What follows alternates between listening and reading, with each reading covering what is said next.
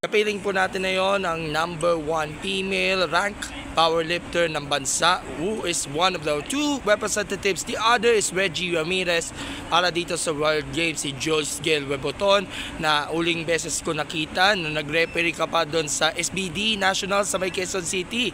Naalala niyo po? Yes. Alright. So, Ma'am Joyce, una sa lahat, how's the preparations wise para dito sa ating both Reggie and you para dito sa World Games? Masasabi ba natin, kaya mo bang i-achieve nyo yung, of course, squat, bench press, deadlift na tina-target ninyo for the competition as well? Sabi ko na okay naman yung preparation natin this time, lalo na siguro yung sa kasama natin si Reggie kasi nasa Norway siya to train, and ako naman right now I'm training at Kilos PH Center, so meron kaming gym na bagong bukas lang, so dito na ako nagtitraining.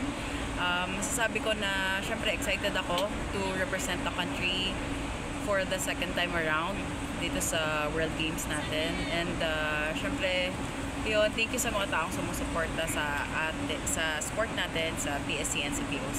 Speaking of yung sa Kilos Powerlifting, you chose to compete at chose to train at home, ika nga, para dito sa World Games.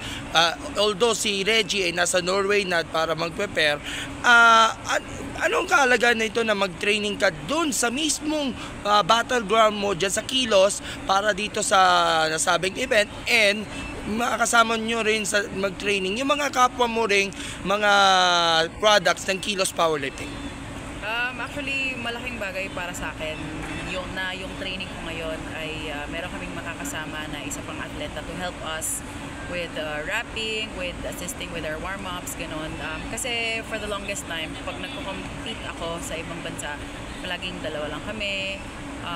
Syempre, alam natin na pag powerlifting, hindi lang naman magbuhat ka. So, kailangan meron ka rin katulong sa warm-up mo, sa pag-submit mo ng attempt. Alam natin na mahirap yun, lalo na equip powerlifting itong sinasalihan natin. And looking at the, of course, the competition, well, dahil meron mga ibang mga powerlifters na pag naglalaban-laban para dito sa mga iba't ibang spots, masasabi mo, dala-dala mo pa rin yung kaba o pressure na maabot mo yung mga specific target na weights para dito sa mga category o disciplines natin? Of course, alam ng mga atleta yan na palaging may kaba kapag naglalaro kami. Of course, meron din pressure dahil syempre yung mga tao ay nag-expect ng something from you. Pero syempre, assurance na may bibigay ko sa inyo is gagawin ko yung 110% po on that day para makapag-perform ng maayos dito sa competition na ito. And lastly, kayo ni Reggie ang tumatayong mga bumabandera ng Pilipinas sa larangan ng powerlifting, at meron tayong mga kabataan natin, sina Veronica, si Jessa, si Jane Erasmo, even yung mga mas bata, si Danny Agniotri, yung 6-year-old weightlifter, tapos may isa pang powerlifter rather, pero tapos may isa pa doon sa Davao, yung na-feature ko dati doon sa Mindanao Equip Powerlifting. What can you say on your personal note doon sa unti-unting paglago ng powerlifting ng bansa, and considering mas maraming mga bata at the prime age of 5, 6, 7 na they were interested in doing powerlifting? Siyempre, masayang-masaya dahil dumadami na yung mga nakakaalam sa sport na ito. Kasi dati hindi naman siya super sikat. Pero ngayon marami nang nagjo-join, mga pababae, mga pabata. Siyempre, kagaya ng palagi kong sinasabi na pagkaya ng mga lalaki magbuhat ng mabigat, siyempre kaya rin ng mga babae.